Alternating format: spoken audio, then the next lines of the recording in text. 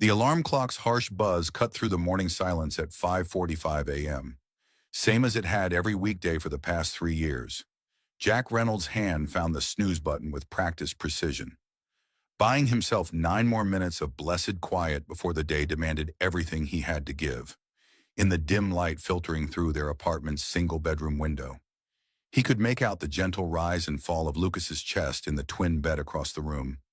8 years old and still small enough that the superhero comforter his mother had bought him seemed to swallow him whole. Lisa's last gift to their son. Jack's throat tightened the way it always did when these thoughts crept in, unbidden. 3 years hadn't dulled the sharp edges of grief, only taught him to carry them more carefully. The second alarm was less forgiving. Jack swung his legs over the side of his narrow bed, bare feet meeting the cold hardwood floor that creaked no matter how carefully he stepped. Their studio apartment in Pinewood wasn't much 620 square feet of necessity carved out of an old warehouse, but it was theirs. The rent was manageable. The neighborhood was safe enough for Lucas to walk to the corner store. And Mrs. Chen next door kept an eye on things when Jack worked his night shifts. "Morning, buddy," Jack whispered, gently shaking Lucas's shoulder. "Time to get moving." Lucas's eyes opened slowly, the same deep brown as his mother's, framed by dark lashes that had always made Lisa joke about the unfairness of good genes being wasted on males. 5 more minutes, he mumbled, a ritual they performed every morning. "You know the rule. We eat breakfast together or not at all." This was enough to get Lucas moving. The boy treasured their morning routine almost as much as Jack did these quiet moments before the world intruded, before homework and work schedules, and the constant calculation of what they could afford versus what they needed. Their kitchen occupied one corner of the main room, a galley-style afterthought with barely enough counter space for the coffee maker Jack had inherited from his parents and the toaster that had been a wedding gift 12 years ago. The refrigerator hummed too loudly, and the left burner on the stove required jiggling the handle just right. But Jack had learned to work with what he had. "Scrambled or sunny side up?" he asked, already knowing the answer. "Scrambled with cheese. If we have it," they had cheese. Jack had made sure of that yesterday. Even though it meant choosing between the good cheddar Lucas liked and the generic brand that cost $2 less, some battles were worth fighting for. His son's happiness at breakfast was one of them, while the eggs cooked. Lucas emerged from the bathroom with his hair sticking up in impossible directions, dressed in yesterday's jeans and a t-shirt that proclaimed him a future astronaut. Secure. The shirt was too big. Jack had bought it in a larger size, hoping it would last longer, but Lucas wore it with pride. "Dad, can I tell you about the dream I had?" Lucas asked, climbing onto the kitchen stool that was slightly too tall for him. Jack divided the eggs between two mismatched plates, adding a slice of toast to each. "Let's hear it." "Spaceman. I was on Mars, but it wasn't all red and dusty like in the pictures. There were trees and rivers, and the sky was purple instead of that weird orange color." Lucas's voice dropped to a whisper.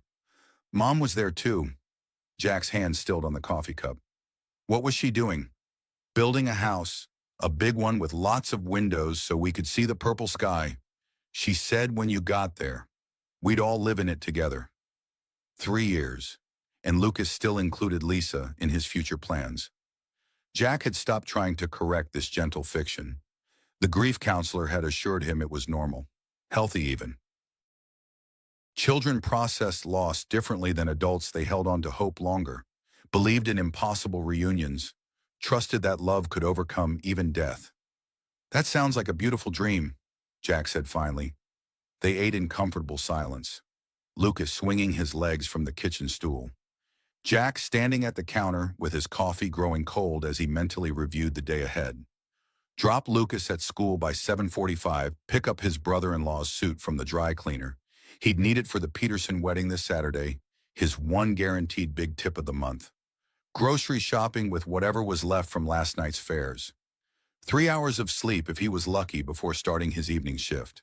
The mathematics of survival had become second nature. Every dollar earned, every expense weighed, every decision filtered through the lens of what was best for Lucas. The private school tuition alone consumed 60% of Jack's income. But Pinewood Elementary had been failing when Lisa died, and the boy deserved better than overcrowded classrooms and outdated textbooks. "Dad!" Lucas's voice carried that particular tone that meant a serious question was coming. "Why do you look so tired all the time?" Jack set down his coffee cup, considering his answer. Lucas was too young for the full truth of the credit card bills, the constant worry about car repairs, the way Jack's back ached from sleeping on a mattress that had seen better days 5 years ago. But he was also too smart for empty reassurances. "I work hard so you can have good things," Jack said.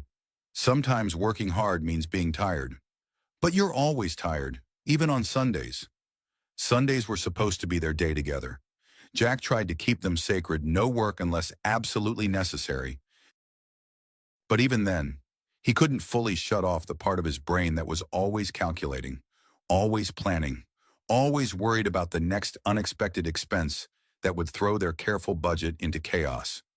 "I'm not too tired for what matters," Jack said, ruffling Lucas's hair. "Speaking of which, don't forget you have that science project due Friday." "The solar system model." "I know." Lucas's face lit up with the enthusiasm he reserved for anything involving space. "Mrs. Patterson said I could use styrofoam balls, but I was thinking maybe we could make it more realistic, like with proper scaling and orbital mechanics." At 8 years old, Lucas used phrases like orbital mechanics with the same casual confidence other kids said video games. His teacher had mentioned gifted program testing, but that was a luxury for families who could afford the additional fees and transportation to the magnet school across town. "We'll figure something out," Jack promised, though he was already calculating the cost of craft supplies against the electric bill due next week. They finished breakfast in their usual rush, Lucas gathering his backpack and homework folder, while Jack packed the lunch that would need to last until dinner, peanut butter and jelly again. But with the good grape jelly Lucas preferred, an apple that wasn't quite as crisp as Jack would have liked, and a juice box that cost more per ounce than gasoline, but made his son smile. The walk to school was their second favorite part of the day, 8 blocks through a neighborhood that was slowly gentrifying, past the corner store where Mr. Kim always waved from behind bulletproof glass, past the community garden where elderly residents tended vegetables with the patience of people who understood that good things took time. Lucas chatted about his upcoming science project, about the book he was reading about black holes, about his friend Marcus who had gotten a new telescope for his birthday. Jack listened with half his attention, the other half cataloging the sounds of the neighborhood waking up delivery trucks, distant sirens, the rumble of the subway beneath their feet. Harbor Bay Academy sat at the end of a tree-lined street that could have been beautiful if the trees weren't struggling and the building wasn't showing its age. Built in the 1960s, it had the institutional look of a place designed for efficiency rather than inspiration. But the teachers were dedicated. The principal knew every student's name, and Lucas seemed happy there. "Remember Mrs. Chen picks you up today," Jack said as they reached the school's front steps. "I'll be home by 7:30. "I know. Dad, we're going to work on my project. Remember orbital mechanics?" Lucas grinned and gave Jack a quick hug before disappearing into the building with the easy confidence of a child who knew he was loved. Jack watched until the boy was safely inside, then began the long walk back to their apartment.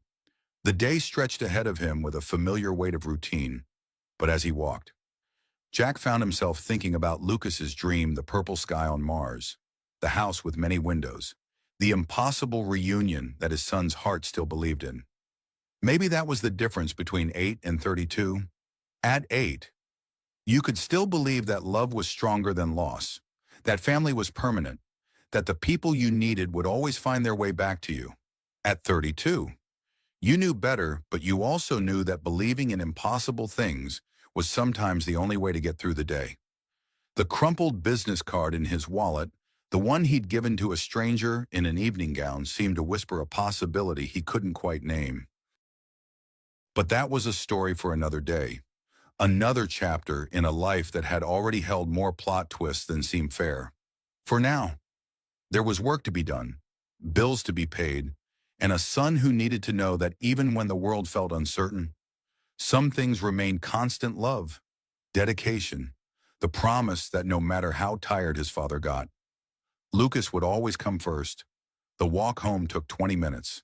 By the time Jack reached their building, he was already thinking about the evening ahead, the strangers who would climb into his car, the stories they would or wouldn't tell, the tips that would determine whether Lucas's science project would be made with premium materials or whatever they could scrape together from the dollar store. Some nights changed everything, but most nights were just another step in the long journey of doing whatever it took to give his son the future he deserved. The business card crinkled softly in his wallet as he climbed the stairs to their apartment. Soon it would become something more than a forgotten gesture of kindness. Soon it would become the thread that would weave their small, careful life into something larger and more beautiful than either of them could have imagined. But for now, it was just another morning, another day, another chance to prove that love was enough to build a life on, even when that life felt held together with determination and hope. The night everything changed started like any other Tuesday.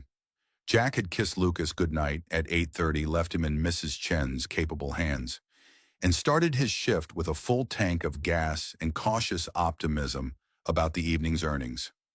The Uber app glowed softly on his dashboard, a digital lifeline in the economic reality of single parenthood. His first few rides were routine: a college student heading to the library, an elderly couple returning from dinner at their anniversary restaurant, a nurse starting her overnight shift at the hospital. Each fare added a few more dollars to the careful calculations running constantly in the back of his mind. Lucas's school fees were due in 2 weeks, and Jack was still $475 short.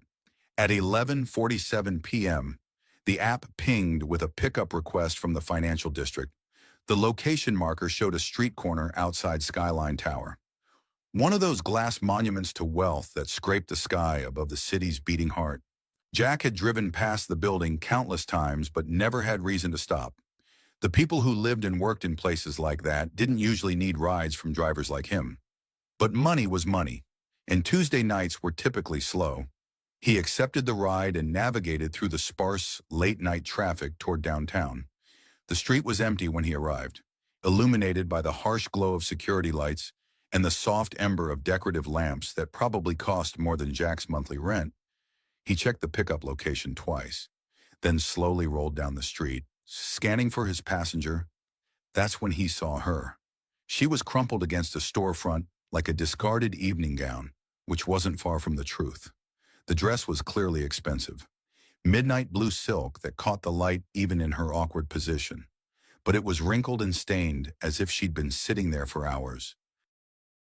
Her dark hair had escaped whatever elaborate style it had been arranged in, falling across her face in tangled waves. Jack pulled over and sat for a moment, engine idling, trying to decide what to do. This wasn't his passenger. The app showed he was looking for someone named Michael K., but the woman was clearly in distress, possibly in danger, and the street was deserted. Every instinct his father had taught him about helping people in trouble warred with the practical voice that reminded him he couldn't afford to get involved in complicated situations. The practical voice lost. He parked and approached carefully, the way you might approach an injured animal, slowly, with clear intentions. "Miss, are you okay?" She looked up at the sound of his voice, and Jack's breath caught, even disheveled and clearly intoxicated.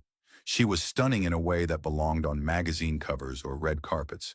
But it was her eyes that stopped him, dark, intelligent, and filled with a loneliness so profound it made his chest ache. She began, then stopped, blinking slowly as if trying to bring him into focus. "Are you Michael?" "No, I'm Jack. I think I'm here for Michael, but he doesn't seem to be around." "Are you waiting for a ride?" She laughed, a sound that held no humor. "I've been waiting for a ride my whole life. Just not the kind you mean."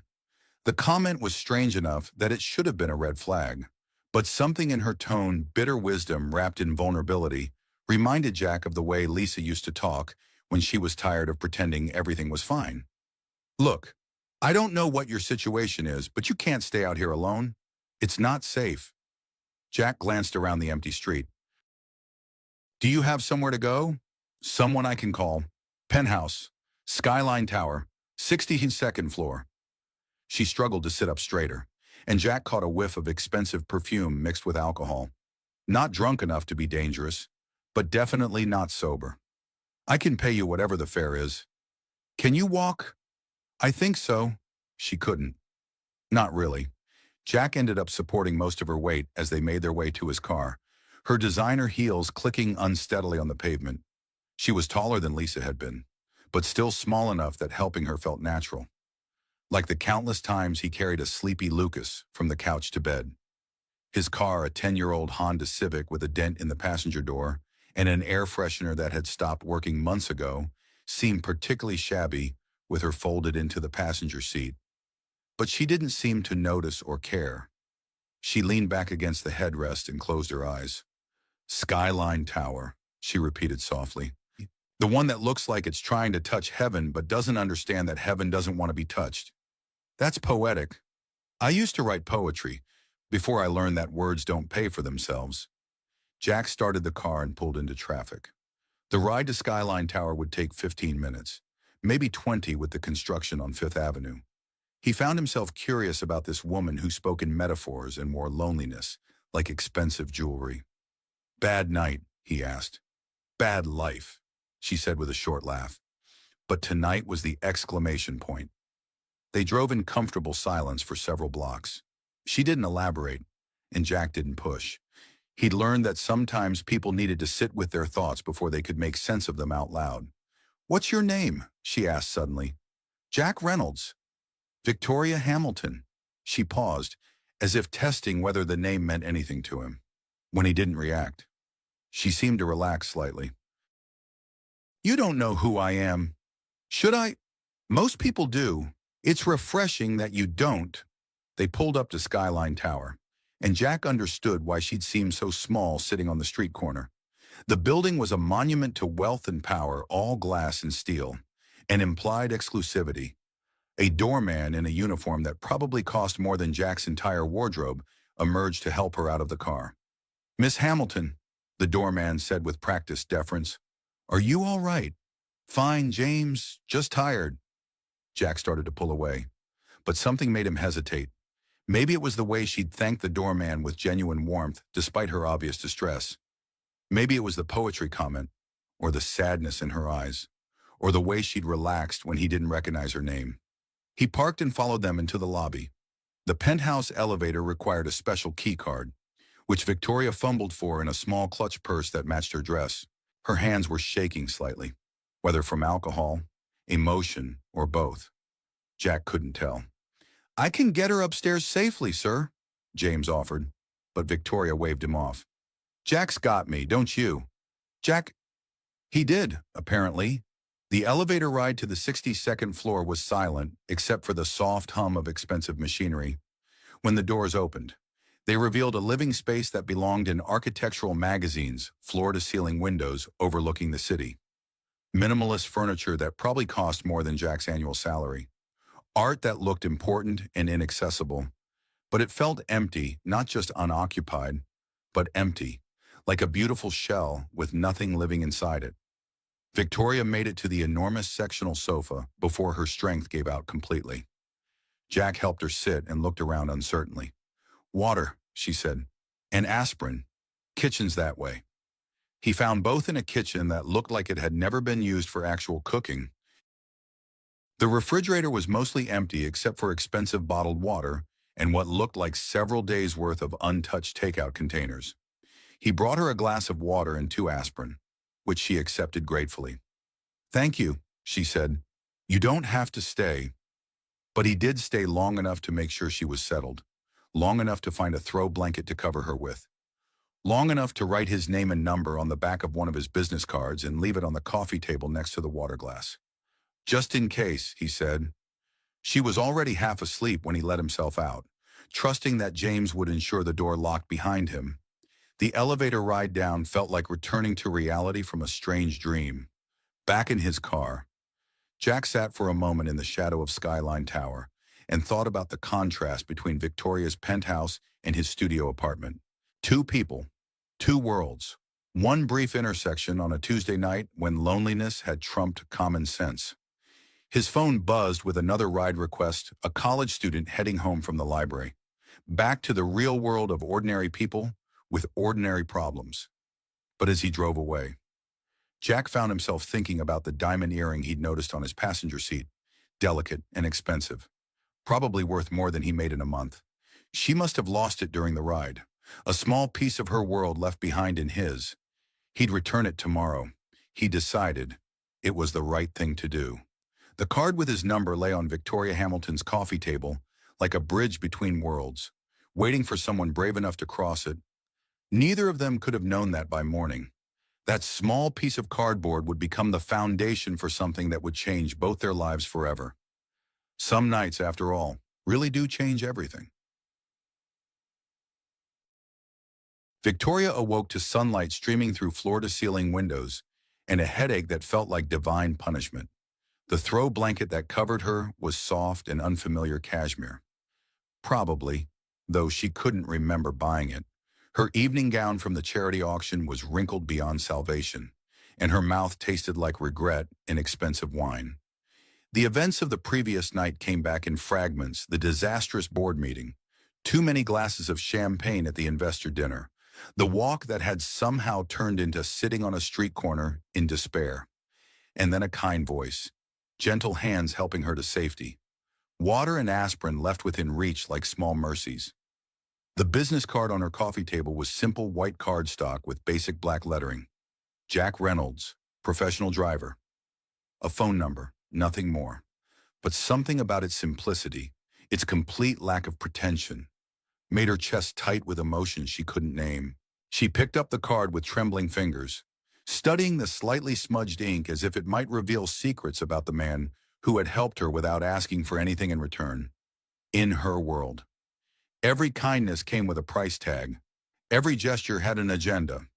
But Jack Reynolds had simply done what was right and disappeared back into the night.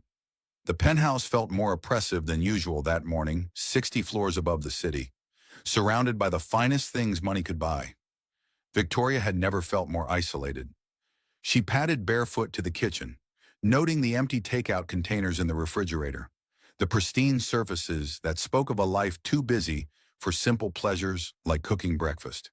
Her phone buzzed insistently from her purse, 17 missed calls from her assistant, 12 from board members, 43 unread messages that probably ranged from concerned to furious.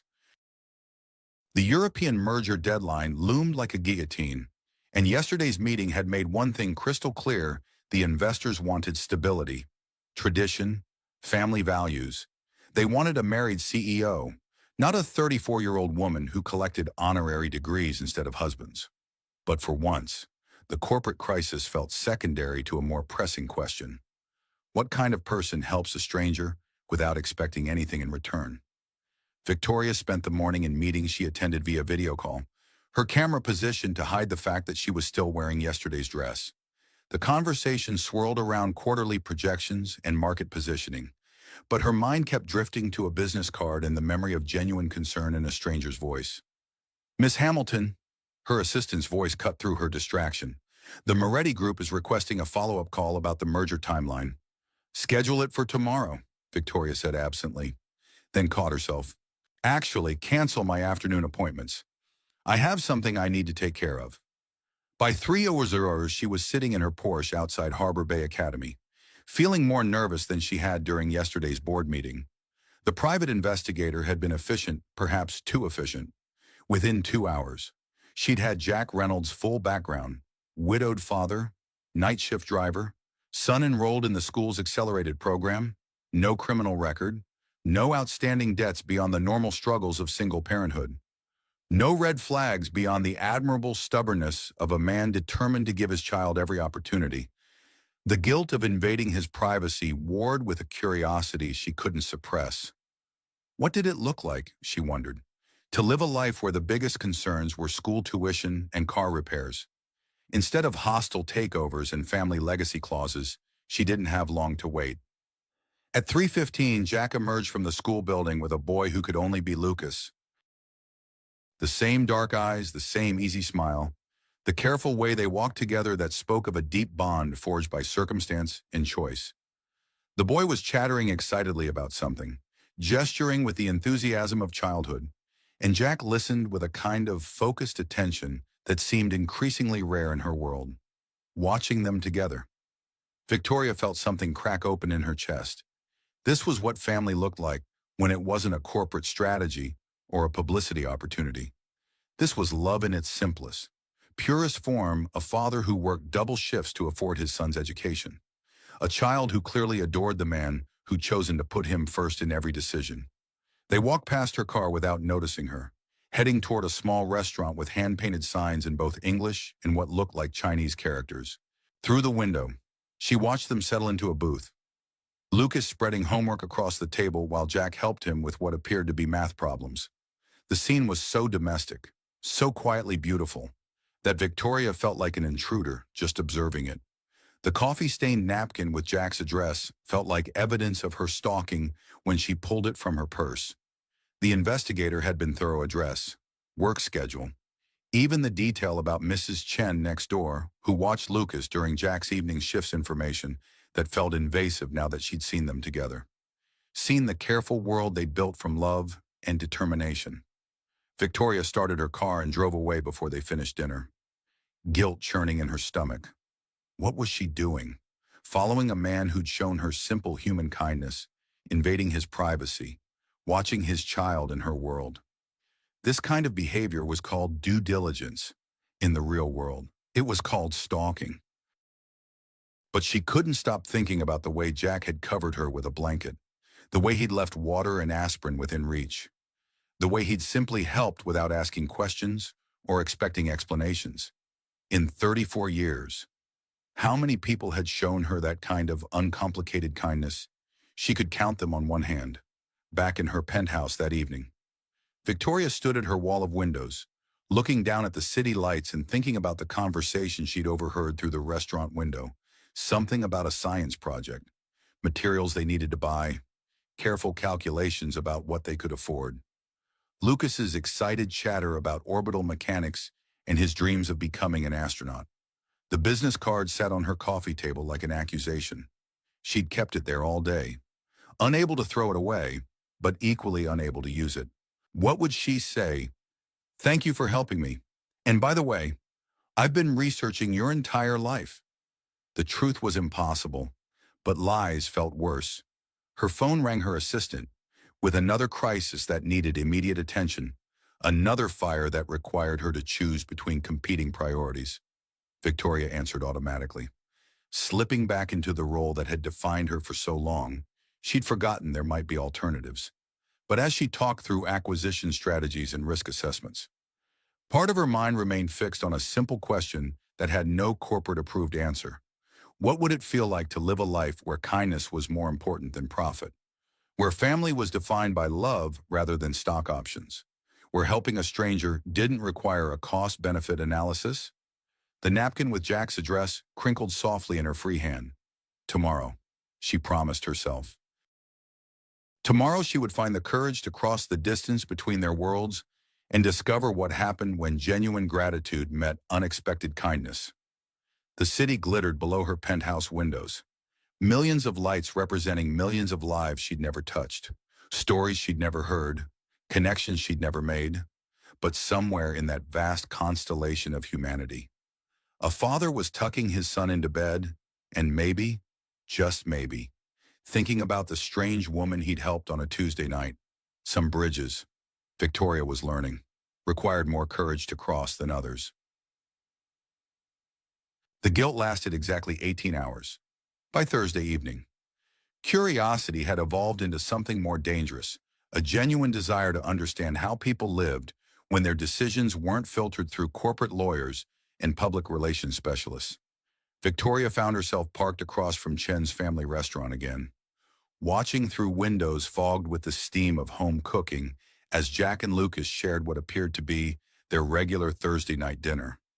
The restaurant was exactly the kind of place she'd never noticed before family-owned, with mismatched chairs and photographs of satisfied customers covering every available wall space.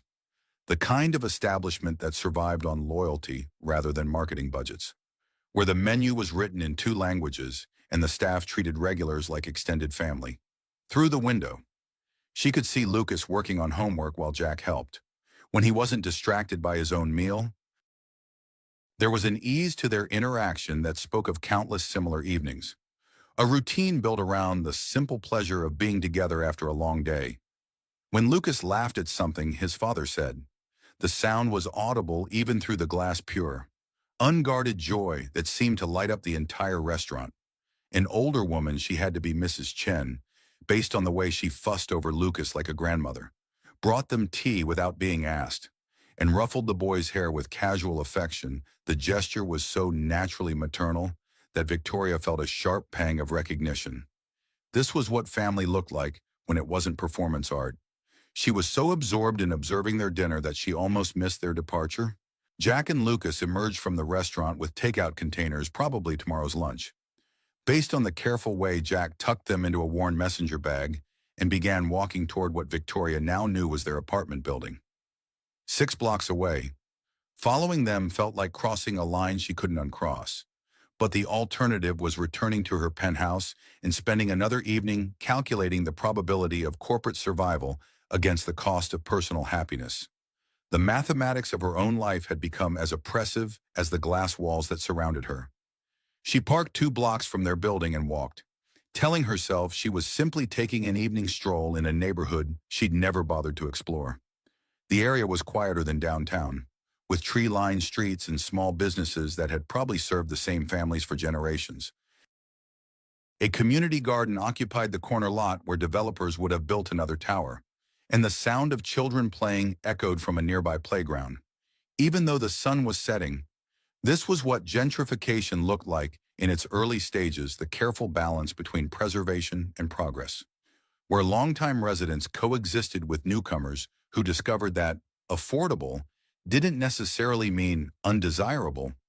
Victoria recognized the pattern from a dozen neighborhoods her company had improved over the years, though she'd never thought to consider what was lost in the process. She was studying the community garden's hand-painted sign when she heard Lucas's voice. "Dad, look, someone grew sunflowers taller than you." They were 30 feet away, Lucas pointing excitedly at a section of the garden where late summer flowers stretched toward the darkening sky. Jack followed his son's gaze with the patient interest of a parent who'd learned that sharing a child's wonder was one of life's most reliable pleasures. "Those are impressive," Jack agreed. "Think we could grow something like that on our fire escape? Could we really? We have to research what grows well in containers, but I don't see why not. Might be a good winter project." Victoria found herself smiling at their conversation, the easy way they turned a casual observation into future plans. But her amusement faded when Lucas's attention shifted in her direction. "Dad, there's a lady watching us." Jack's head turned, and for a moment, their eyes met across the space between her world and his. Recognition dawned slowly, followed by something that might have been concern or confusion. He said something quiet to Lucas, then approached her with the careful confidence of a man who'd learned to assess situations quickly. "Victoria." His voice carried a mix of surprise and wariness. "Are you all right?" The question was so genuine, so completely focused on her well-being, rather than the strangeness of encountering her on his neighborhood street, that Victoria felt tears prick at the corners of her eyes. When was the last time someone had asked if she was all right and actually waited for an answer? She struggled for words that wouldn't sound like the corporate speak that had become her default language. "I wanted to thank you for Tuesday night, and to return this." She held out the diamond earring, which she'd kept in her purse like a talisman. Jack looked at it with the same expression he might have worn if she'd handed him a live grenade. "That's not mine," he said carefully. "I know. I lost it in your car." She stopped, realizing how her words might sound. "It's not particularly important, just expensive." "Charmant." Lucas had approached during their exchange, curiosity overcoming whatever warnings his father might have given him about talking to strangers. Up close, he was even more clearly Lisa's son, the same intelligent eyes, the same easy smile that suggested he'd inherited his mother's gift for finding joy in simple things. "Are you the fancy lady?" he asked with the directness that was childhood's greatest social weapon. "Lucas," Jack said quietly. But Victoria laughed despite herself. I suppose I am, though I'm not feeling particularly fancy at the moment. Dad helped you because you were sad. He always helps people when they're sad. It's like his superpower. The comment hit Victoria with unexpected force. In her world, helping others was a strategic decision, a calculated risk assessed against potential benefits. But Lucas spoke about his father's kindness as if it were simply an essential characteristic, like height or eye color. That's a good superpower to have, Victoria said softly. The best. Lucas agreed with 8-year-old certainty. They stood in comfortable silence for a moment, three people from different worlds brought together by chance and kindness. Then Jack cleared his throat. We should probably get home. School night. Of course. Victoria stepped back, recognizing dismissal when she heard it. Thank you again. For everything. She was turning to leave when Lucas spoke up. You could come see our fire escape garden when we plant it. If you want. Lucas, Jack began. But his son continued with the fearless optimism of childhood. Dad says gardens grow better when more people care about them, and you seem like you might need something to care about. Out of the mouths of babes, Victoria felt something fundamental shift in her chest, as if Lucas's innocent observation had unlocked a door she hadn't even realized was closed. I'd like that, she said, and meant it more than she'd meant anything in years. The takeout menu from Chen's family restaurant that she'd picked up from their table the night before crinkled softly in her purse as she walked back to her car. Tomorrow, she promised herself. She would find the courage to use it not as corporate research or calculated strategy, but as the first step toward understanding what it meant to live a life measured in moments rather than profit margins. Some gardens, she was beginning to understand, required more than money to grow. Friday afternoon found Victoria doing something she hadn't done in 15 years, browsing the children's section of the downtown library. She felt conspicuous among the families with young children. Overdressed in her tailored suit and heels that clicked too loudly on the worn linoleum floors. But Lucas's comment about orbital mechanics had stuck with her, and if she was going to accidentally encounter them again, she wanted to be prepared. The astronomy section was smaller than she'd expected, but filled with books that bore the gentle wear of many small hands. She selected a hardcover volume about black holes and space exploration, noting the way the binding cracked familiarly when she opened it. This was what libraries were supposed to be, repositories of knowledge accessible to anyone curious enough to seek it. Not the sterile corporate research centers she was accustomed to. Finding everything you need. Victoria looked up to find a librarian watching her, with the kind of helpful interest that suggested she'd been standing there for several minutes without moving. The woman was probably in her 60s, with silver hair and eyes that held the particular warmth of people who dedicated their lives to helping others learn. I'm looking for something about space for an 8-year-old, Victoria said. Something that would excite a boy who talks about orbital mechanics like other kids talk about video games. The librarian's face lit up. Oh, you must be talking about Lucas Reynolds. That child is going to be an astronaut someday. Mark my words. Always checking out books about planets and rockets. His father brings him here every Saturday morning. Victoria's heart did something complicated in her chest. You know them. Know them, honey.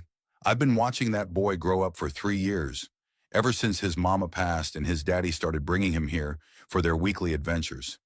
Jack's a good man, works himself to the bone to make sure Lucas has every opportunity. That child is his whole world.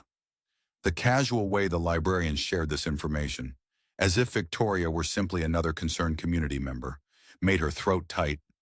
This was what it looked like when people genuinely cared about each other's well-being. When a child's love of learning was celebrated by strangers who had made it their business to nurture young minds. Saturday mornings, Victoria repeated softly. Like clockwork, usually here by 10, gone by noon. Lucas picks out books about space. Jack finds something about parenting or home repair. Sweet tradition. The librarian selected a book from the shelf and handed it to Victoria. This one's new, just came in last week. Beautiful photographs of the nebulae. Victoria accepted the book with hands that trembled slightly. The cover showed swirling colors against the deep black of space. Cosmic clouds that looked like celestial art. It was exactly the kind of thing that would make Lucas's eyes light up with wonder. "Thank you," she managed. "You're welcome, dear. Always nice to see adults taking an interest in fostering a child's curiosity. The world needs more of that." Victoria purchased the book at the checkout desk, declining the librarian's offer to include it in the library's collection instead. Some gifts, she was learning, meant more when they came from the heart rather than institutional generosity. Saturday morning found her back at the library, sitting in the reading area with a magazine she wasn't actually reading, and the astronomy book tucked discreetly in her purse. At 9:58 a.m., she heard Lucas's voice echoing from the children's section, excitement bubbling over as he told his father about a documentary he'd watched about Mars rovers. "Did you know they can analyze soil samples from 47 million miles away? The engineering alone is incredible. Dad, how do they account for signal delay in the programming?" Jack's response was patient, encouraging, the voice of a parent who'd learned that curiosity was precious and should never be dismissed. "That's a great question. Buddy, maybe we can find a book that explains the technical details." This was Victoria's cue. She stood, took a deep breath, and walked toward the children's section as if she'd just arrived and was simply browsing.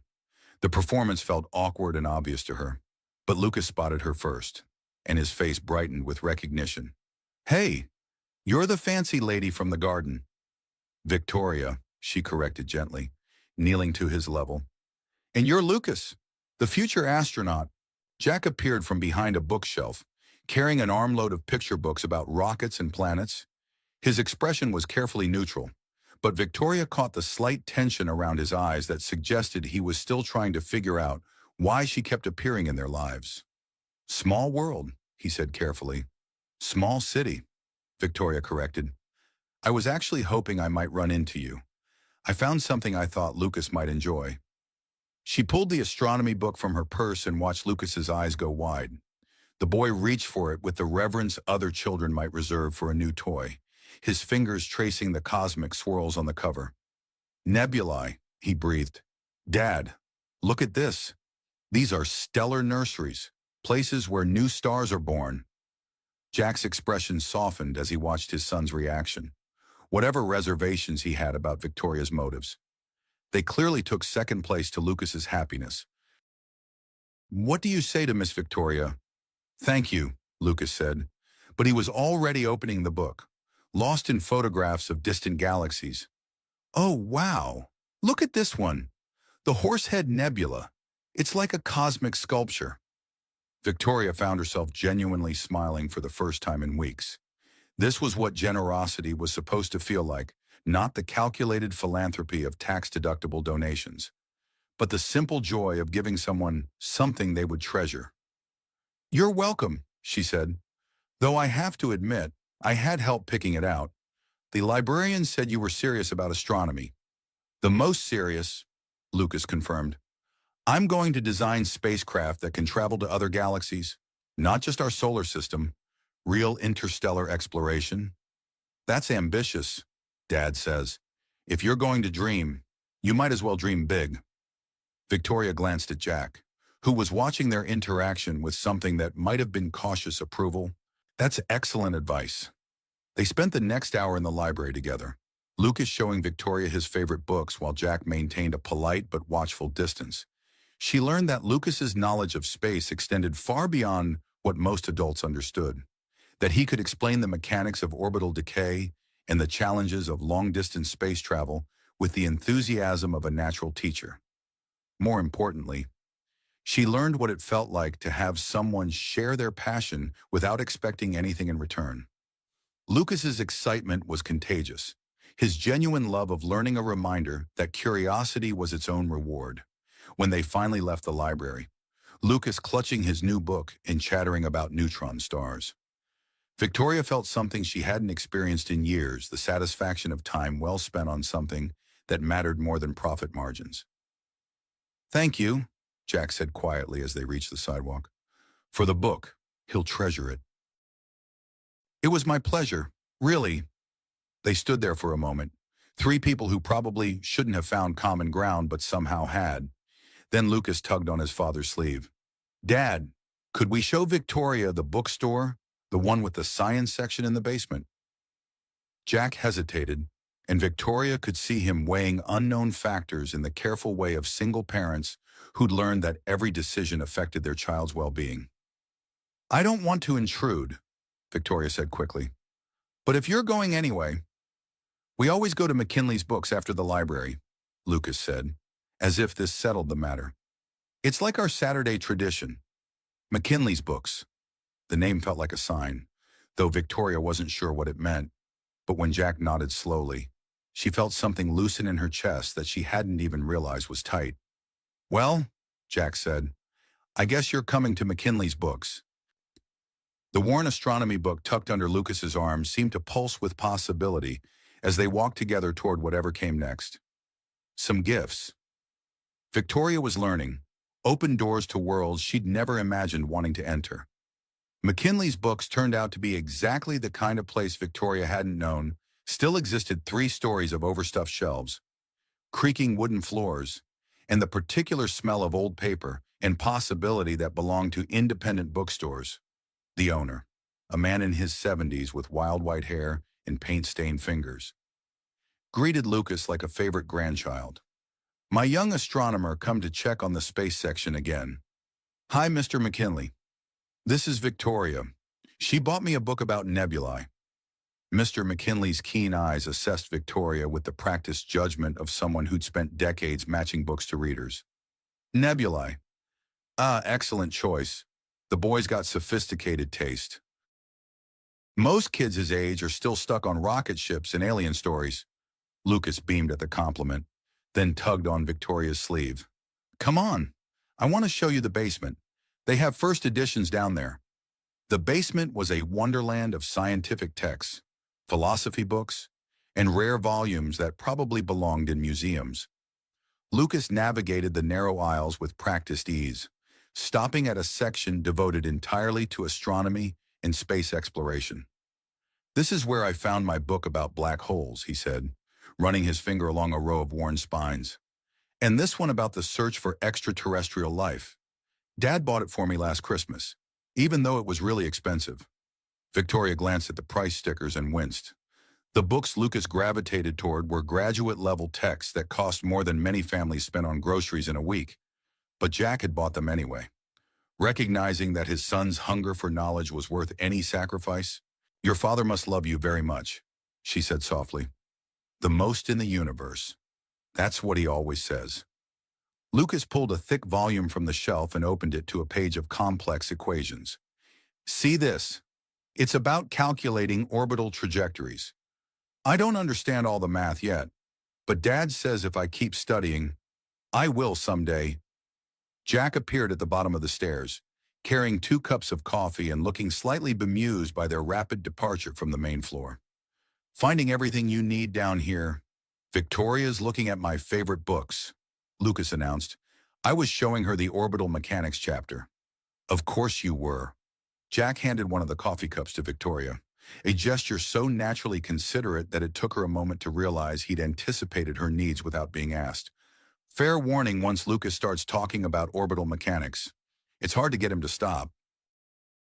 I don't mind, Victoria said, accepting the coffee gratefully. It's refreshing to meet someone so passionate about their interests. They spent another hour in the basement, Lucas explaining various concepts with the enthusiasm of a natural teacher, while Jack and Victoria listened with the shared appreciation of adults watching a child discover the world. When Lucas finally exhausted his repertoire of space facts, they climbed back to the main floor, where Mr. McKinley was ringing up customers with the unhurried efficiency of someone who viewed bookselling as a calling rather than a business. Find what you were looking for, he asked Lucas. Not looking, just showing Victoria the orbital mechanics book. Ah, a woman of discerning taste. Mr. McKinley winked at Victoria. Most people think astronomy is just pretty pictures of planets. Takes a special mind to appreciate the mathematics of celestial motion. Victoria felt heat rise in her cheeks. I'm still learning. We all are. Dear, that's the beauty of it. Outside the bookstore, they paused on the sidewalk, as if none of them quite wanted to end their unexpected morning together. Lucas clutched his new astronomy book with one hand and tugged on his father's sleeve with the other. Dad, could we show Victoria the park? The one with the good bench for looking at clouds? Jack checked his watch, and Victoria could see him calculating time against responsibilities. It was only noon, but she suspected his Saturdays were as carefully scheduled as his weekdays' time, with Lucas balanced against household chores, errands, and the thousand small tasks that single parenthood demanded. If Victoria doesn't mind, he said carefully. I'd love to see the park, Victoria said, surprising herself with how much she meant it. Pinewood Park was a small green space carved out between apartment buildings, with mature trees that provided shade and playground equipment that had seen better days but was obviously well loved. Lucas led them to a bench that offered a clear view of the sky, then settled between them with his astronomy book open on his lap. This is where we come to watch for airplanes, he explained to Victoria. Dad taught me how to tell the difference between commercial jets and private planes by their flight patterns. That sounds complicated. Not really. Commercial flights follow specific corridors and altitudes. Private planes have more flexibility in their routes. Lucas pointed to a distant speck moving across the sky. See that one too small to be commercial? And it's flying too low for the normal approach pattern to the airport. Victoria watched the plane with new appreciation, seeing it through Lucas's eyes as a mathematical problem solved by engineering and physics rather than simply another intrusion on the silence. This was what it meant to see the world through the lens of genuine curiosity. Every phenomenon became a puzzle worth solving. Every observation a chance to learn something new. You're going to make an excellent scientist, she told Lucas. That's what Mom used to say. The words came out matter-of-factly, without the careful sadness that usually accompanied references to loss. She said the best scientists are the ones who never stopped asking questions. Jack's face softened at the mention of Lisa, and Victoria caught a glimpse of the grief he carried so carefully that it rarely showed. 3 years wasn't long enough to stop missing someone, especially when that someone lived on in their child's curiosity and dreams. She sounds like she was a wise woman, Victoria said. The wisest, Jack confirmed. She would have loved watching Lucas discover the world like this. They sat in comfortable silence for a while, watching clouds drift across the autumn sky while Lucas identified different aircraft and explained their probable destinations. The afternoon had a dreamlike quality that made Victoria forget about merger deadlines and corporate obligations. Here, time moved at the pace of conversation and shared wonder rather than calendar notifications and profit projections. When Lucas spotted a small photo booth near the playground, his excitement was immediate and infectious. Dad, can we take pictures Victoria could be in them too? Jack looked uncertain, but Victoria found herself nodding before he could object. That sounds like fun. The photo booth was older than Lucas, with a curtain that didn't quite close and a bench that required creative positioning to fit 3 people. But as the camera counted down from 5, something magical happened. Lucas made bunny ears behind his father's head. Jack crossed his eyes dramatically, and Victoria found herself laughing so hard she forgot to pose. The strip of 4 photos that emerged showed 3 people in various stages of silliness. Lucas grinning proudly, Jack looking years younger than his worry lines suggested, and Victoria with an expression of pure joy she hadn't seen on her own face in longer than she could remember. Can I keep these? Lucas asked, clutching the photo strip. Of course, Victoria said, but maybe we could make copies sometime. I'd like to have one too. As they walked back toward their respective cars, the photo strip tucked safely in Lucas's pocket seemed to represent something important, proof that joy could be spontaneous. That connection could happen between the most unlikely people. That sometimes the best moments were the ones you never planned. Thank you, Jack said as they reached the street corner where they would part ways. For today, Lucas has been happier these past few hours than I've seen him in a long time. Thank you for letting me share it, Victoria replied. I can't remember the last time I spent a day just, enjoying myself. The photo booth strip crinkled softly in Lucas's pocket as they said their goodbyes. 4 pictures that captured the moment when 3 separate lives began weaving themselves into something that might, with time and courage, become a family. Monday morning shattered Victoria's newfound peace like a hammer through glass. She walked into the boardroom of Hamilton Worldwide to find 12 faces arranged around the mahogany table like a tribunal, each expression carefully neutral in the way that preceded corporate executions. Victoria, her father's former business partner, Raymond Stone, didn't bother with pleasantries. At 73, he'd lost patience with social niceties decades ago. We need to discuss the European merger. The merger contract lay open on the table before her 847 pages of legal language that would either secure her company's future or sign its death warrant. Victoria had spent the weekend thinking about astronomy books and photo booths, but the reality of her situation crashed back with crushing force. The Moretti Group has made their position clear, Stone continued, his voice carrying the particular satisfaction of a man delivering bad news he'd predicted. They will not proceed with an unmarried CEO. Their exact words were, "Family stability reflects corporate stability." Victoria forced herself to sit calmly, though her hands trembled as she opened the folder containing the merger documents. "That's illegal discrimination." "Not in their jurisdiction," said Patricia Warner, the company's lead counsel. "European corporate culture operates under different standards regarding executive leadership. The Moretti Group is within their rights to consider personal stability as a factor in long-term partnerships." Personal stability. Victoria tasted the bitter irony of the phrase. She'd spent 15 years building this company, turning her father's modest hotel chain into a global hospitality empire. But apparently none of it mattered without a husband to legitimize her success in the eyes of old European money. "The deadline stands," Stone said with finality. "They need confirmation of your marital status within 7 days, or they're withdrawing their offer." 7 days. Victoria stared at the contract until the words blurred together, thinking about the impossible mathematics of her situation.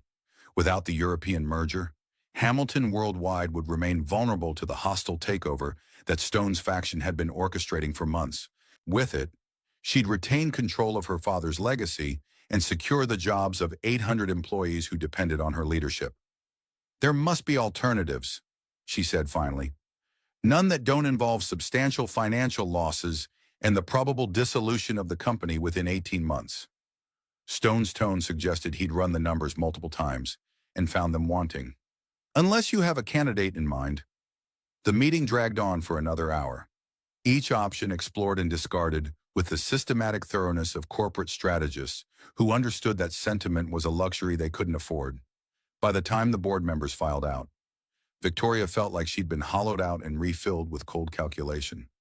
She sat alone in the boardroom afterward, staring at the merger contract that represented everything she'd worked for and everything she was about to lose.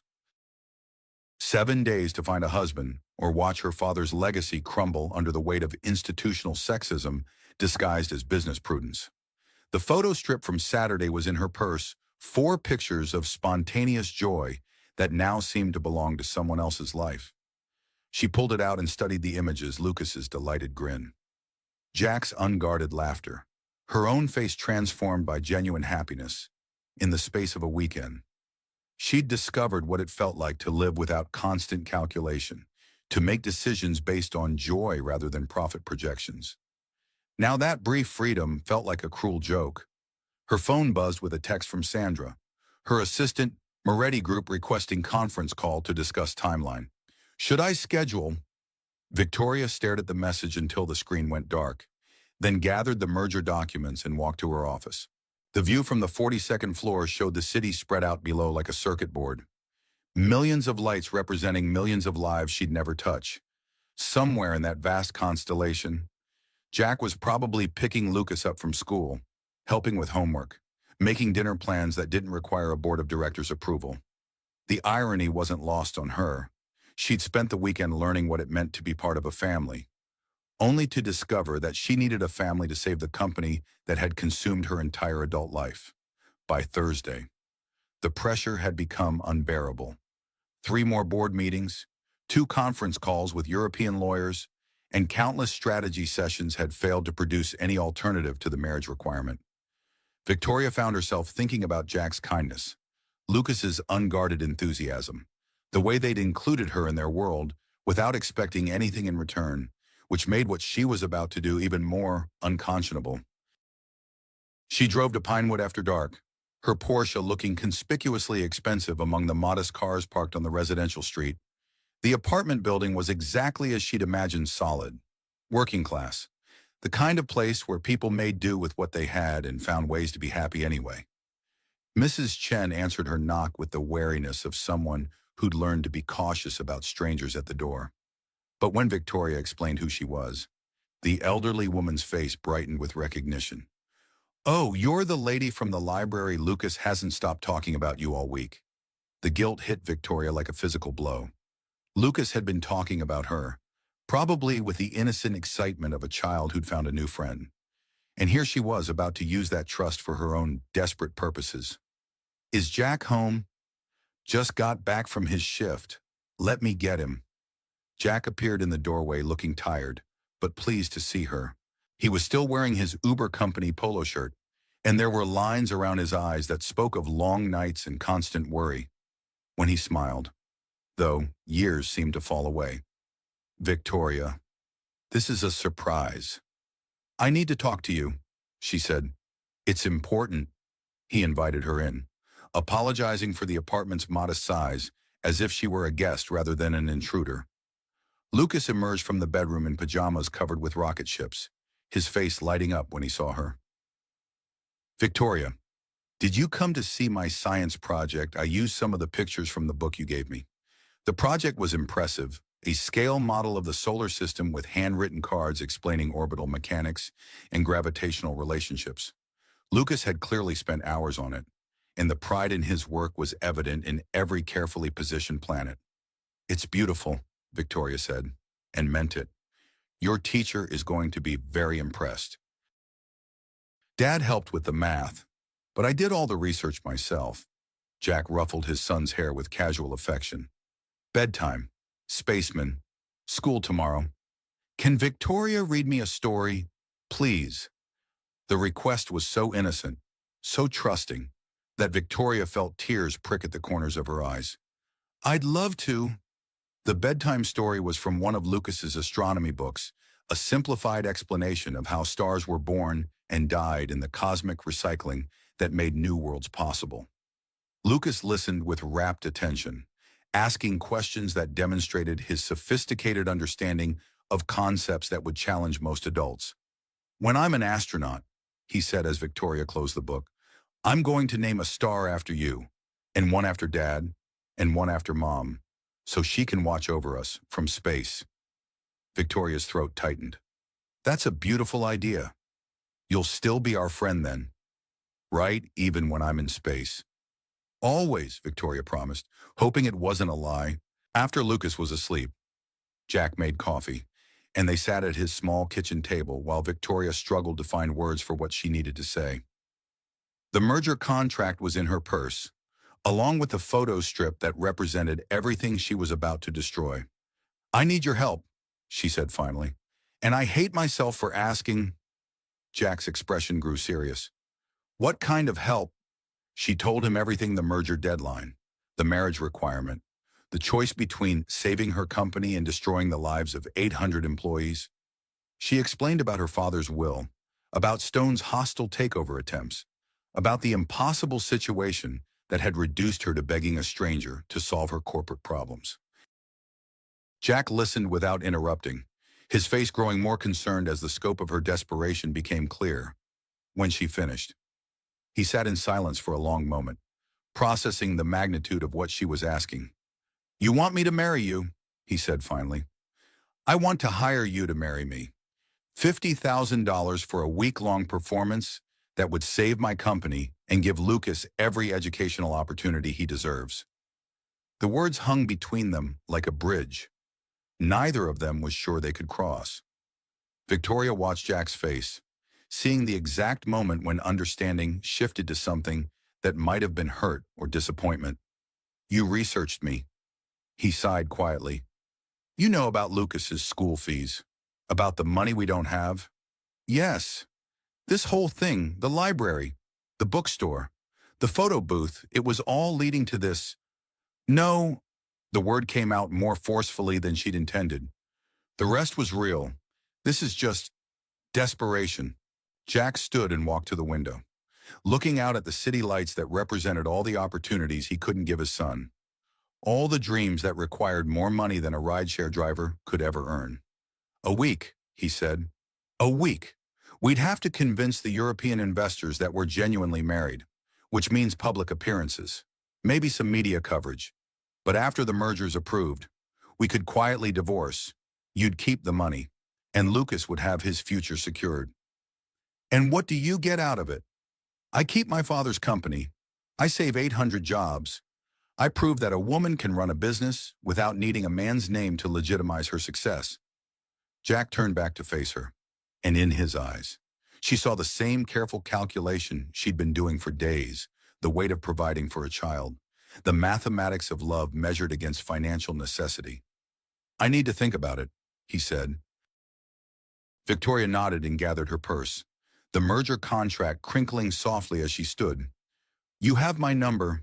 The offer stands until Sunday. At the door, she paused and looked back at the apartment that had briefly felt like home. For what it's worth, the friendship was real. Whatever you decide, that part was real. The contract rustled in her purse as she walked back to her car, 847 pages of legal language that had somehow reduced human connection to a business transaction. 7 days to find a husband. 3 days to convince a good man to sacrifice his integrity for money. Some bridges, Victoria was learning, burned even as you crossed them. Jack didn't sleep that night. He sat at his kitchen table with Lisa's wedding ring box open before him, the simple gold band catching reflections from the streetlights outside. She'd worn it for 7 years, through pregnancy and new parenthood, and the 1,000 small joys and sorrows that made up a marriage. Now it sat silent in its velvet nest, a reminder of promises kept in love that death couldn't diminish. What would you do? He whispered to the empty apartment. But Lisa's voice was harder to hear these days.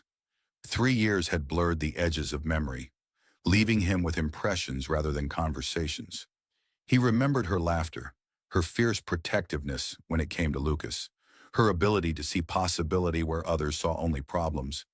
But he couldn't conjure her voice clearly enough to imagine her answer to this impossible question. $50,000. The number danced through his calculations like a salvation he didn't dare trust. Lucas's school tuition for the next 3 years. A reliable car that wouldn't leave them stranded.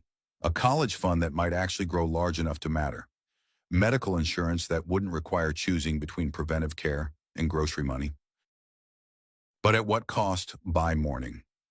He'd made a list of pros and cons that read like an ethical philosophy exercise. On one side, financial security. Lucas's future, the chance to help someone who'd shown them genuine kindness. On the other, the commodification of marriage. The lie they'd have to live. The risk of exposing Lucas to a world where relationships were transactions rather than bonds. Mrs. Chen knocked on his door at 7 a.m. with a thermos of tea and the intuitive understanding of someone who'd been watching over their family long enough to recognize a crisis. You look terrible, she said without preamble, settling into his kitchen chair as if she belonged there, which in many ways she did. Didn't sleep much. Want to talk about it? Jack found himself telling her everything Victoria's proposal. The money, the impossible choice between pride and practicality. Mrs. Chen listened with the patience of someone who'd raised 4 children and buried 2 husbands. Her weathered hands wrapped around her teacup as she absorbed the complexity of his situation. This woman, she said finally. You care about her. Jack hesitated. It's complicated. Love usually is. Mrs. Chen's eyes held the particular wisdom of people who'd learned that simple answers rarely solve complex problems. The question isn't whether you care about her. The question is whether you trust her. Trust. Jack thought about Victoria's vulnerability that first night, her genuine delight in Lucas's enthusiasm, the way she'd laughed in the photo booth without self-consciousness. Against that, he weighed her research into his life, her calculated approach to solving her corporate problems. The fact that she'd waited until desperation forced her hand before revealing her true situation. "I don't know," he admitted. "Then you have your answer." Mrs. Chen sipped her tea. "Marriage, even pretend marriage, requires trust. Without it, you're just two people lying to the world and each other." As Mrs. Chen left and Jack prepared for another day of managing their careful routine, he couldn't shake the memory of Victoria's face when she'd asked for his help, beneath the corporate composure. He'd seen genuine anguish not just at her professional crisis, but at the position she'd been forced into by circumstances beyond her control. Friday brought a phone call that changed everything. "Mr. Reynolds, this is Principal Martinez from Harbor Bay Academy. I'm calling about Lucas's placement in our gifted program." Jack's heart jumped. They'd been waiting for months to hear about Lucas's test results, hoping for admission to the accelerated track that would better serve his son's remarkable intellect. "Lucas qualified," Principal Martinez continued, "but I'm afraid there's been a funding cut. The district can no longer subsidize the program materials and field trips. The additional cost would be $320 per month." $320. In Jack's careful budget, it might as well have been $3,200. He thanked Principal Martinez and hung up, staring at the wall where Lucas's rocket ship drawings were taped in careful rows. His son's future reduced to mathematics he couldn't solve. That evening, Lucas bounded through the door with his usual after-school energy, chattering about a documentary they'd watched in science class.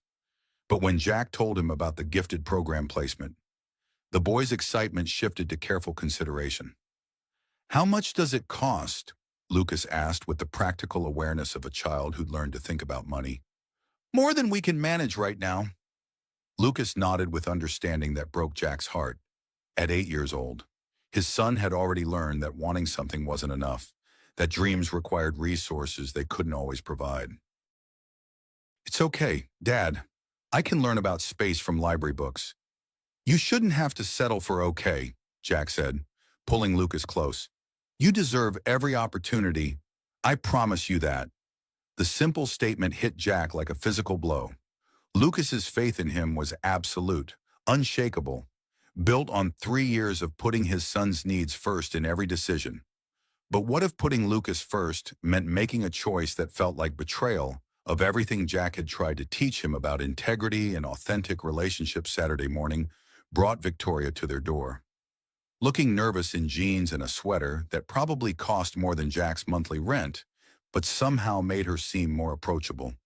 She carried a bag from the local bakery and wore an expression of carefully controlled hope. "I brought breakfast," she said. "I thought we could talk." Lucas emerged from the bedroom in his space-themed pajamas and greeted Victoria with the uncomplicated joy of childhood friendship.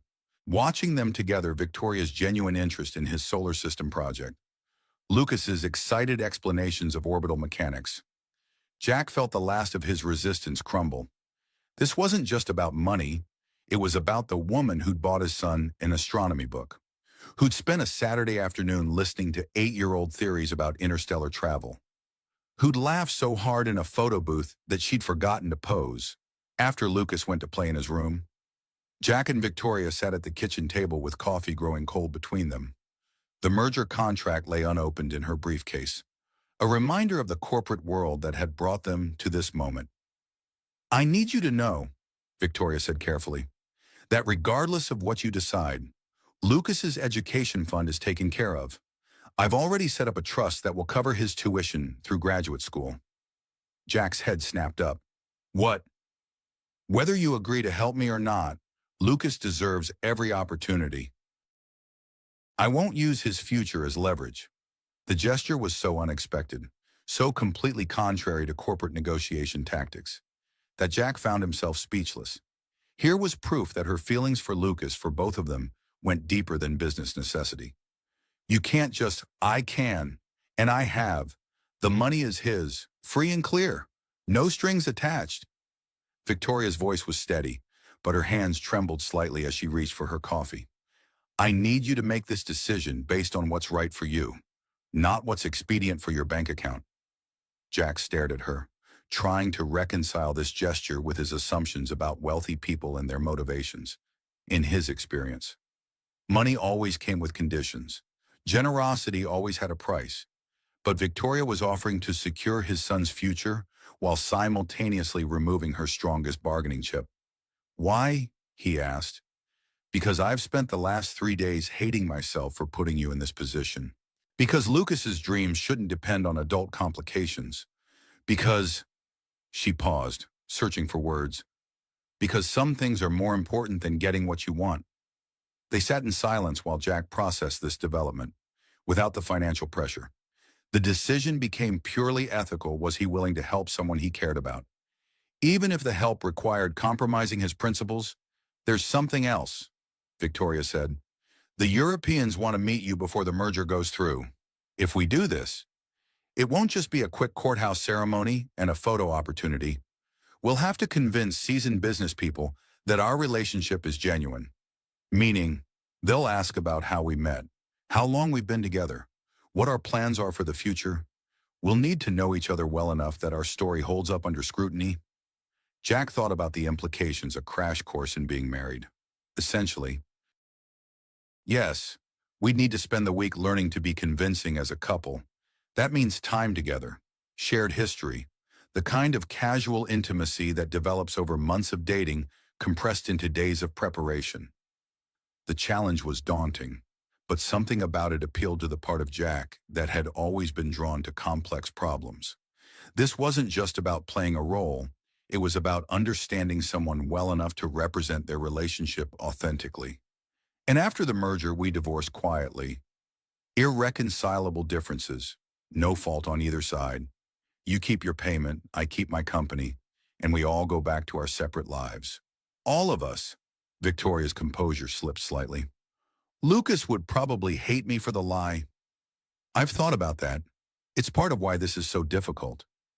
Jack studied her face, seeing the genuine conflict there. She wasn't just asking him to deceive European investors.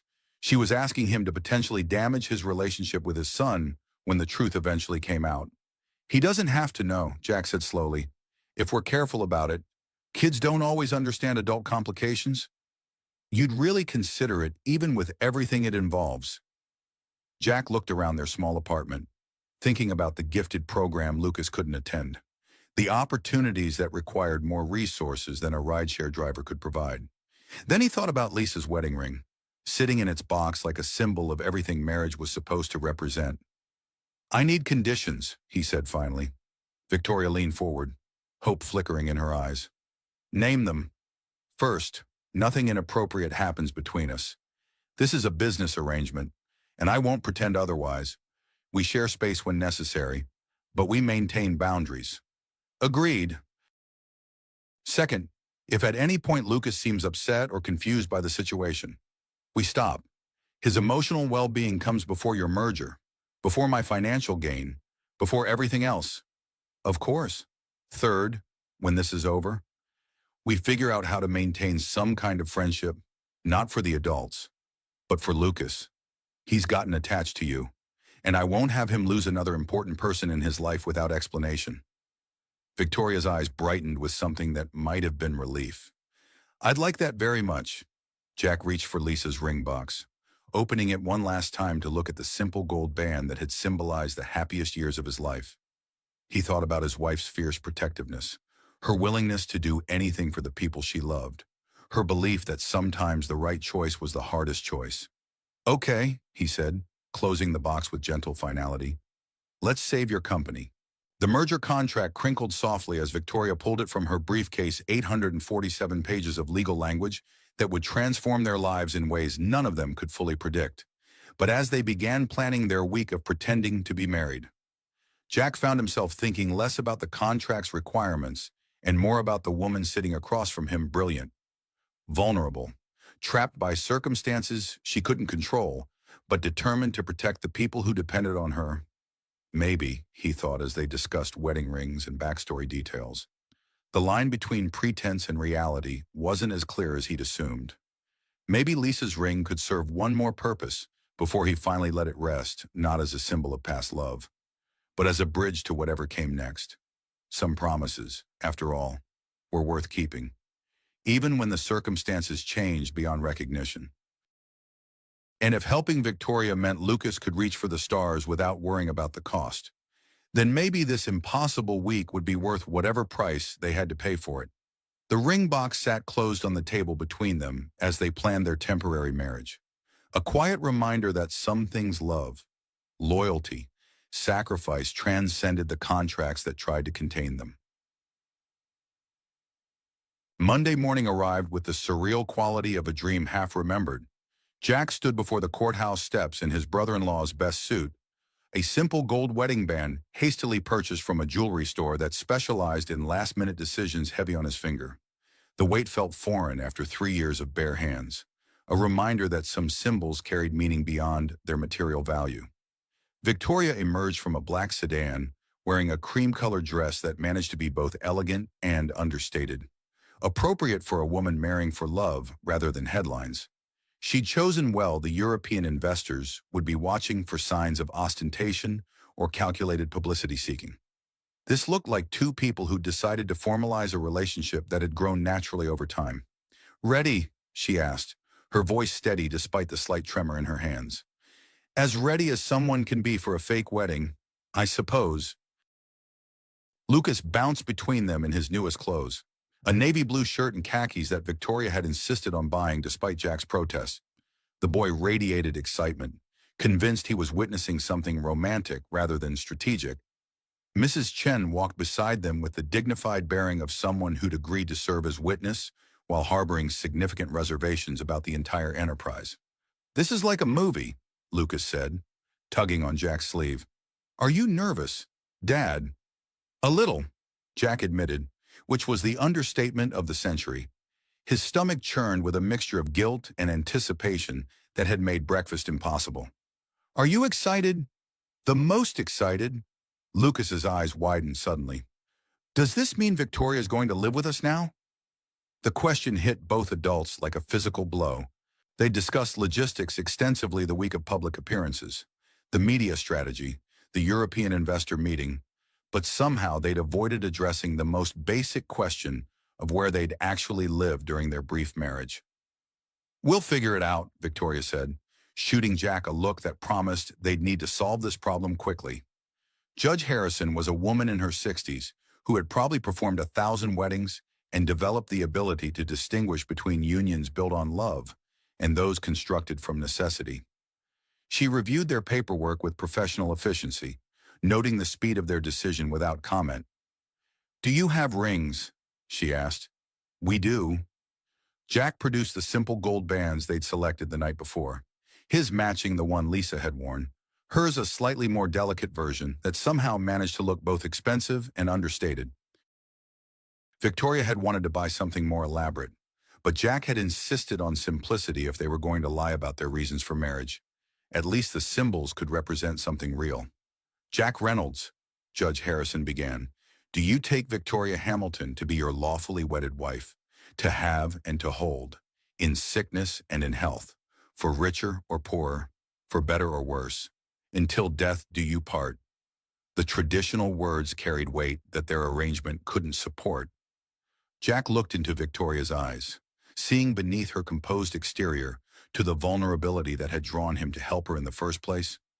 This wasn't the wedding either of them had dreamed of, but it was the one that circumstances had demanded. "I do," he said, and meant it more than he'd expected. "Victoria Hamilton, do you take Jack Reynolds to be your lawfully wedded husband, to have and to hold, in sickness and in health, for richer or poorer, for better or worse, until death do you part?" Victoria's voice was barely above a whisper, but it carried clearly in the small room. "I do." They exchanged rings with hands that shook slightly, the gold bands sliding into place with the weight of promises neither of them fully understood. When Judge Harrison pronounced them husband and wife, the words seemed to hang in the air like a spell that might transform intention into reality. "You may kiss the bride." The kiss was supposed to be ceremonial, a brief seal on their business arrangement. But when Jack's lips met Victoria's, something unexpected happened. For a moment, the courthouse faded away, leaving only the warmth of connection and the possibility that their pretense might contain more truth than either had anticipated. They broke apart with careful composure, both slightly breathless and trying not to show it. Lucas applauded with 8-year-old enthusiasm, while Mrs. Chen dabbed at her eyes with a tissue, caught between joy and concern for the family she'd helped raise. The marriage certificate felt substantial in Jack's hands, official enough to convince European investors and binding enough to make their situation real in ways that went beyond legal technicalities. They were married now, for better or worse, until divorce or circumstance parted them. Outside the courthouse, photographers waited, not paparazzi, but a single professional hired to document their union for the investors who wanted proof of Victoria's newly stable personal life. The pictures would show a happy couple with a beautiful child, evidence of the family values that corporate Europe apparently required from its business partners. "Smile," the photographer instructed, and they did, Lucas beaming between them as if he'd orchestrated the entire affair. But as they posed for pictures that would convince strangers they were in love, Jack found himself wondering whether the line between performance and reality was as clear as he'd thought. A ring on his finger felt less foreign with each passing moment, and Victoria's hand in his carried a warmth that had nothing to do with strategic necessity. Some marriages, he was beginning to suspect, started with stranger foundations than theirs. The question was whether a week of pretending to be in love might accidentally teach them what love actually felt like. The boardroom at Hamilton Worldwide had been transformed for the occasion. Instead of the usual stark corporate efficiency, someone had arranged fresh flowers and removed the more intimidating charts and projections. The effect was subtle but significant. This was meant to feel like a meeting between families rather than a hostile business negotiation. Victoria sat at the head of the conference table with Jack beside her, their wedding rings catching the afternoon light that streamed through floor-to-ceiling windows. Across from them, the three representatives of the Moretti Group studied them with the practiced assessment of people who'd built fortunes on reading character and motivation. Henry Moretti himself was present, a silver-haired man in his 70s whose family had controlled European hospitality markets for 4 generations. His daughter Marie served as the company's operations director, while his nephew Claude handled legal affairs. Together, they represented old money with older values, the kind of people who believed that personal stability translated directly to corporate reliability. "Congratulations on your recent marriage," Henry said, his English accented but precise. "It must be an exciting time for your family." "Thank you," Victoria replied, reaching for Jack's hand with what appeared to be natural affection. "We're still adjusting to married life, but it feels right. And you, Mr. Reynolds, how are you finding your new role as husband to such a successful businesswoman?" Jack had prepared for this question during their crash course in marital authenticity. "It's impressive watching her work. But at home, she's just Victoria, someone who makes pancakes with my son on Sunday mornings and falls asleep reading annual reports." The detail was specific enough to feel genuine, personal enough to suggest intimate knowledge. Marie Moretti smiled with what seemed like approval. "Your son," she said, consulting her notes. "Lucas, age 8. How is he adjusting to having a stepmother?" "He's wonderful," Victoria said, and her affection was completely authentic. "Brilliant, curious, kind. We bonded over his love of astronomy. He knows more about orbital mechanics than most graduate students."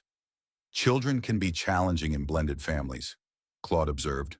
"How do you handle discipline, financial decisions, the day-to-day complications of step-parenting?" Jack and Victoria exchanged a look that had become natural over their week of intensive preparation. "We're partners in everything," Jack said. "Victoria respects that I'm Lucas's father, but she's also become someone he trusts and turns to. We make decisions together." It wasn't entirely a lie. Over the past 7 days, they'd fallen into domestic routines that felt surprisingly natural.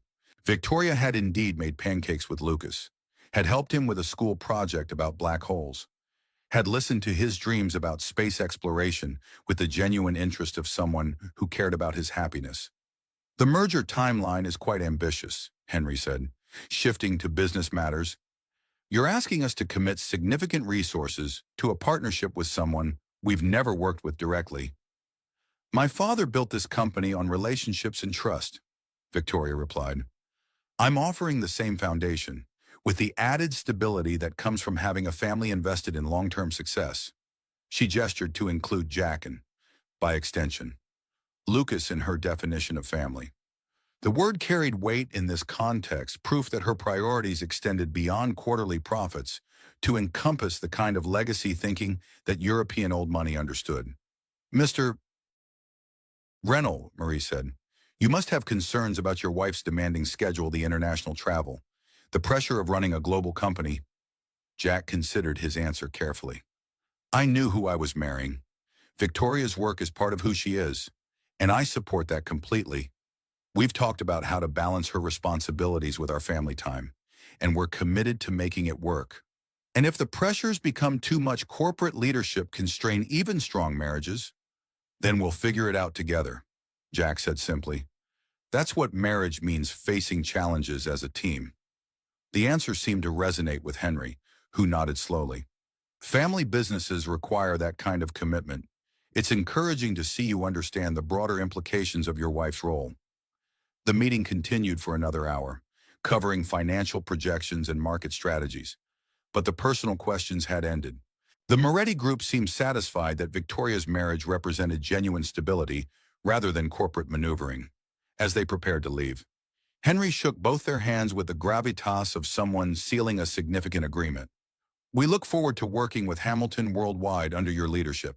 Mrs. Reynolds, your family's support will be invaluable as we build this partnership. Mrs. Reynolds. The name hit Victoria with unexpected force, not because it erased her identity, but because it connected her to something larger than herself. For the first time in her adult life, her worth wasn't measured solely by corporate achievements, but by her ability to build and maintain relationships that mattered. Walking out of the building together, their hands linked from habit rather than performance, Victoria felt something fundamental shift in her understanding of success. The merger was approved, her company was secure, and 800 jobs were safe. But more importantly, she'd discovered what it meant to be part of a family. Even if that family had started as an elaborate pretense, the child's drawing that Lucas had made for them, 3 stick figures holding hands under a smiling sun, was folded in her purse like a talisman. Crayon artwork that represented something more valuable than any contract, the possibility that love could grow from the most unlikely foundations. That family could be chosen as well as inherited. That sometimes the best things happen when you stopped calculating and started trusting. They'd saved her company and secured Lucas's future.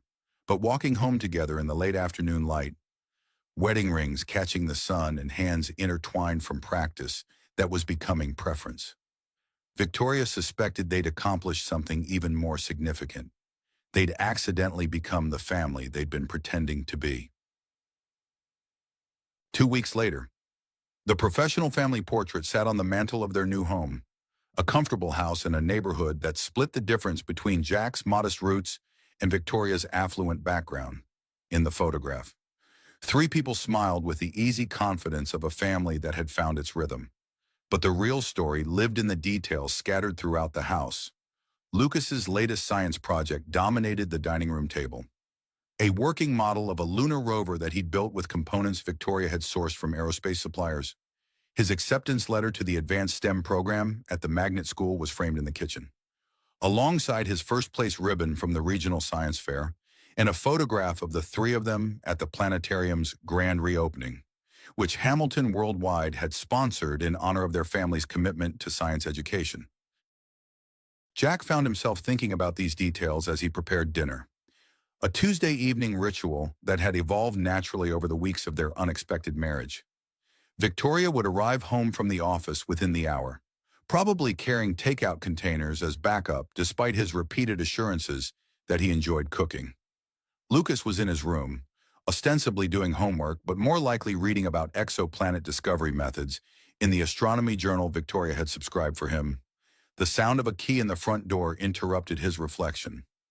Victoria appeared in the kitchen doorway, still wearing her business suit but somehow looking more relaxed than she had during those first frantic days of their arrangement. Something smells amazing, she said, kissing his cheek with a casual affection that had become second nature. Please tell me you didn't go to too much trouble. Spaghetti and marinara sauce from a jar, hardly gourmet cooking. It's perfect. She loosened her tie and rolled up her sleeves, transforming from corporate executive to family member with practiced ease. How was Lucas's day? He's convinced that one of Jupiter's moons might harbor life, and he's designed an experiment to test soil samples that won't be collected for another 15 years. You know, typical Tuesday, Victoria laughed, the sound warm and unguarded. I'll go see if he wants to tell me about it. Jack watched her head upstairs and marveled at how naturally she'd adapted to step-parenting. The legal adoption paperwork was proceeding slowly through family court. Another unexpected development in a year full of surprises. But the emotional bonds had formed with startling speed. Dad, Lucas's voice carried down from his room. Victoria says you're making spaghetti. Can we eat on the good plates? It's Tuesday, Jack called back. We save the good plates for special occasions. Every day with our family is a special occasion. Victoria's voice, followed by Lucas's delighted agreement. They were right. Jack realized, somewhere between pretending to be married and actually living together. They'd created something that felt effortlessly special, a family built on choice rather than obligation, love rather than convenience. Dinner conversation ranged from Lucas's latest theories about space exploration to Victoria's upcoming business trip to London, where the Moretti Group merger was exceeding all projected outcomes. The easy flow of discussion, the way they automatically divided parenting duties, the comfortable silences that punctuated their meals, all of it felt as natural as if they'd been together for years rather than weeks. After Lucas went to bed, Jack and Victoria settled into their evening routine of shared cleanup and quiet conversation. The kitchen had become their favorite room, partly because it was the most lived-in space in the house, but mostly because it represented everything their relationship had become: functional, nurturing, centered on the daily work of caring for each other. I got a call from Raymond Stone today, Victoria said as she dried dishes. He's retiring from the board. Finally, that's good news, right? The best. It means the last of my father's old guard is moving on, and I can really put my own stamp on the company. She paused, considering her words. It also means the marriage requirement is officially irrelevant. The European partnership is solid, and the board is firmly behind my leadership. Jack's hands stilled on the dish he was washing. They'd avoided this conversation for weeks, both of them aware that the original justification for their marriage had long since disappeared. The divorce papers were drafted and waiting in Victoria's desk drawer, requiring only signatures to dissolve their legal union and return them to their separate lives. So, he said carefully, we could end this anytime. Legally, yes, the contract's fulfilled, the goals are met, and you're free to collect your payment and move on. And practically, Victoria set down the dish towel and turned to face him fully. Practically, I can't imagine my life without you and Lucas in it. These weeks have been the happiest of my adult life, and not because of business success, but because I wake up every morning in a house that feels like home, with people who love me not for what I can provide, but for who I am. Jack reached for her hands, noting how natural the gesture had become. The money is still there if you want it. I never touched the account. I don't want your gratitude, Jack. I want your partnership.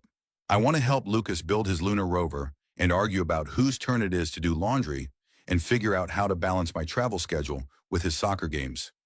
You want to stay married to me? I want to be married to you. Really married, not contractually obligated, but emotionally committed. I love you. And I love the family we've built together. The words hung between them like a bridge waiting to be crossed. Jack thought about the journey that had brought them here, from a chance encounter on a Tuesday night to a fake wedding, to this moment of absolute honesty in their kitchen. I love you too, he said simply. Both of you, more than I thought possible. They moved toward each other with the inevitability of people who'd found exactly what they'd been searching for without knowing they were looking. The kiss that followed was nothing like their ceremonial courthouse peck. This was the kiss of two people choosing each other freely, completely, permanently. When they broke apart, Victoria was smiling through tears. So we're really doing this, building a life together. We already have, Jack pointed out. Now we're just making it official. From upstairs came the sound of Lucas's voice. Are you guys done being mushy? Because I want to show you my new constellation chart. They laughed. The moment broken and somehow made more perfect by the interruption. This was their life now. Astronomy lessons and board meetings. Family dinners and business trips. The beautiful chaos of three people who'd found their way to each other through kindness, courage, and the willingness to believe that love could grow from the most unlikely beginnings. The family portrait on the mantel caught the last light of evening, three faces reflecting the quiet joy of people who discovered that sometimes the best journeys were the ones you never planned to take. Some stories, after all, were worth the telling, especially the ones that proved that family was something you built rather than something you were born into. And that love was always worth the risk of believing in impossible things. But life, as Victoria was learning, rarely followed the neat arcs of a fairy tale ending. 3 months into their real marriage, she found herself dealing with a complication that hadn't been part of their careful planning. Raymond Stone might have retired from the board, but he hadn't disappeared entirely from their lives. The whispers started at the annual shareholders meeting, subtle at first but gaining momentum, rumors about the true nature of the Hamilton-Reynolds marriage. Questions about the convenient timing, suggestions that the Moretti merger had been secured through deception. Victoria had been prepared for corporate challenges, but she hadn't anticipated that her personal happiness would become her greatest vulnerability. Stone, it seemed, had made it his retirement mission to prove that her marriage had been a strategic business decision rather than a love match. He's been talking to our former doorman, James, Victoria told Jack one evening after Lucas was asleep. Apparently, James remembers the night you brought me home and is willing to testify that we'd never met before. Jack's expression remained calm, but Victoria could see the concern in his eyes. Can he actually cause problems for the merger at this point? Not legally, no. The contracts are signed, but he could damage our reputation with the Morettis. And reputation matters more than legal documents in their world. They sat at the kitchen table, the space that had witnessed both their business arrangement and their genuine commitment. Jack reached for her hand, a gesture that had become second nature. We didn't break any laws, he reminded her. Our marriage might have started as a business agreement, but it's real now. Stone can't take that away from us. Victoria squeezed his hand, drawing strength from his steadiness. I'm not worried about us. I'm worried about Lucas. If this becomes public, he'll find out that our marriage started as a lie. How will he process that? The question hung between them, heavier than any corporate crisis. Lucas had blossomed in their new family structure. His grades had improved. His scientific explorations had grown more sophisticated, and his nightmares about losing his father, something Jack had never mentioned before, had all but disappeared. The thought of disrupting his newfound stability made Victoria physically ill. We'll cross that bridge when we come to it, Jack said, but his voice lacked its usual confidence. The bridge arrived sooner than either of them expected. 2 days later, Raymond Stone requested a meeting with both of them, his tone leaving no room for refusal. They met him at a discreet restaurant in the financial district, the kind of place where tables were spaced far enough apart to ensure private conversations remained private. Stone looked exactly as Victoria remembered, impeccably dressed, coldly efficient, a man who'd built his career on exploiting others' weaknesses. He barely acknowledged Jack, focusing his attention entirely on Victoria as if to emphasize the power imbalance. I'll be direct, he said after ordering a drink. I know your marriage was arranged to secure the Moretti merger. I have witnesses, documentation, and enough circumstantial evidence to make things very uncomfortable for Hamilton worldwide. Victoria kept her expression neutral, a skill honed through years of corporate warfare. What exactly are you suggesting? Raymond, I'm not suggesting anything. I'm offering you a choice step down as CEO, recommending me as your replacement, or watch your carefully constructed lie unravel in very public, very messy ways.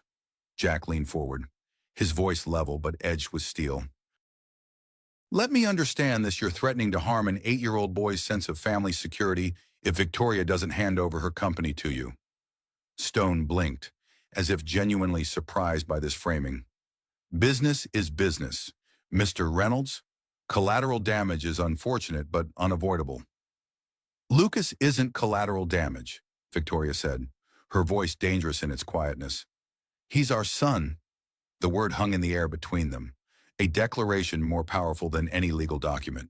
Our son, not her stepson, not his biological child, but their shared responsibility and joy.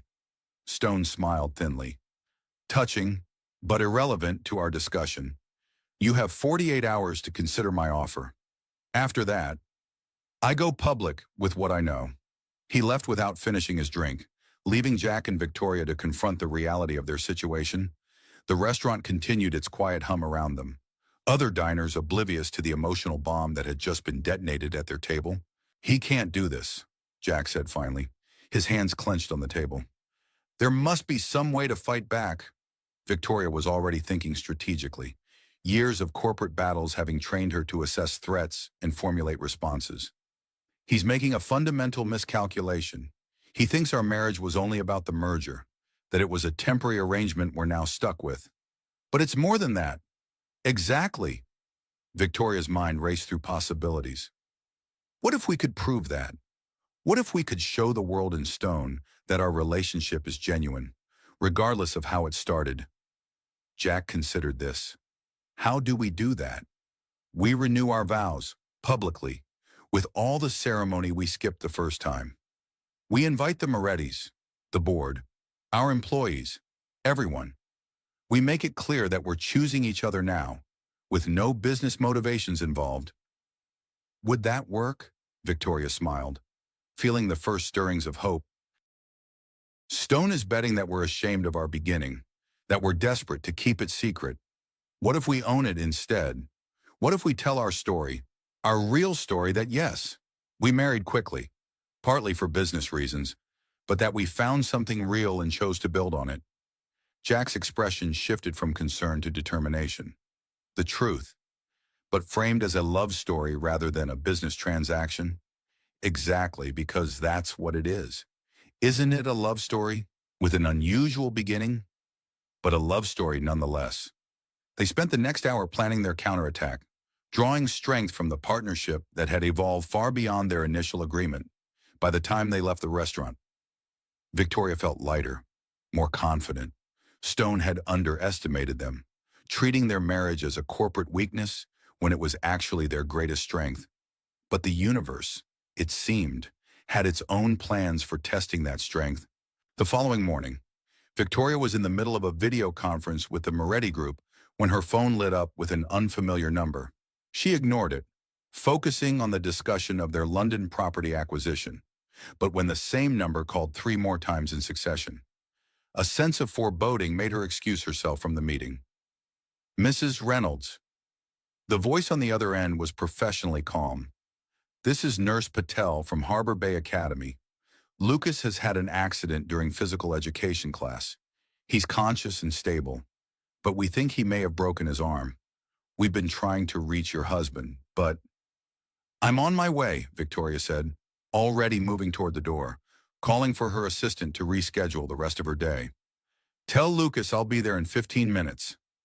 The drive to the school was a blur of anxiety and red lights. Victoria had never considered herself a mother. The role had seemed too traditional, too limiting for her ambitions, but in that moment, every cell in her body vibrated with maternal panic. Her son was hurt, and nothing else mattered. She found Lucas in the nurse's office, pale but composed, his left arm carefully supported in a makeshift sling. When he saw her, his eyes widened with surprise, then relief. Victoria, you came. The wonder in his voice pierced her heart. Of course I came. You're hurt. She knelt beside him, careful not to jostle his arm. How did this happen? I was showing Mark how astronauts train for zero gravity, and the climbing apparatus wasn't quite as stable as NASA's equipment, despite his pain. Lucas managed a small smile. I miscalculated the structural integrity. Victoria laughed despite herself, amazed at his ability to turn even an injury into a scientific observation. Well, Future astronauts need to know about medical procedures too. We're going to get you to a doctor to check that arm. The nurse approached, clipboard in hand. Mrs. Reynolds, we still haven't been able to reach your husband. He's probably driving. No cell service, Victoria explained, then hesitated. Am I authorized to take Lucas for medical treatment? The question hung awkwardly in the air. Despite living as a family for months, despite the adoption paperwork slowly progressing through the system, Victoria suddenly realized she had no legal right to make medical decisions for Lucas. The nurse checked her records. Mr. Reynolds has you listed as Lucas's emergency contact and authorized guardian. You're cleared to take him for treatment. The simple designation authorized guardian brought unexpected tears to Victoria's eyes. Jack had trusted her with his son's well-being, had formally acknowledged her role in their family, even before their marriage had evolved into genuine love. In the emergency room, while Lucas was being x-rayed, Victoria finally reached Jack, who had indeed been driving in a cellular dead zone. His panic was immediate, but Victoria's calm assurance that Lucas was okay, that she was handling everything, seemed to settle him. I'll meet you at the hospital, he said, the background noise suggesting he was already changing direction. We're fine. Jack, really, it's a simple fracture, and Lucas is already asking if they'll give him a glow-in-the-dark cast so he can study phosphorescence. You're amazing. You know that. The warmth in his voice made her throat tight. Not many CEOs would walk out of a major international meeting for a kid's broken arm. He's not just a kid, Victoria said. He's our son. By the time Jack arrived, Lucas was sporting a neon green cast, not quite phosphorescent, but still cool. Was his verdict in explaining to a fascinated medical student how bone knitting was similar to certain crystallization processes in zero gravity. Jack's relief at seeing his son comfortable and engaged was visible in every line of his body. He wrapped Lucas in a careful hug, then turned to Victoria, pulling her into an embrace that spoke volumes about their shared concern and gratitude. Thank you, he whispered against her hair, for being here, for handling everything. There's nowhere else I would have been, she replied, and meant it with every fiber of her being. As they drove home, Lucas dozing in the back seat under the influence of mild painkillers. Jack reached for Victoria's hand. You know what this means, don't you? What, Stone has no power over us? None at all. He can tell the world how our marriage started, but he can't touch what it's become. Victoria considered this, feeling a calm certainty replace her earlier anxiety. You're right. Let him do his worst. We know the truth. The truth was, a family created through unusual circumstances was still a family. Love that grew from pragmatic beginnings was still love, and a woman who had once measured success in profit margins now found her greatest achievement in a child's simple faith that when he was hurt, she would come. Raymond Stone released his exposé 2 days later, a carefully crafted leak to the financial press suggesting that Victoria Hamilton had orchestrated a sham marriage to secure the Moretti Group merger. The story spread quickly through business circles, fueled by the irresistible combination of corporate intrigue and personal scandal. But the reaction wasn't what Stone had anticipated. The Moretti Group, far from being outraged, issued a statement expressing full confidence in their partnership with Hamilton Worldwide. Business begins with strategic relationships, Henry Moretti told the Wall Street Journal, but it prospers through genuine human connection. The Hamilton Reynolds family embodies the values our companies share. The family designation was deliberate, a subtle rebuke to Stone's attempt to reduce their relationship to a business transaction.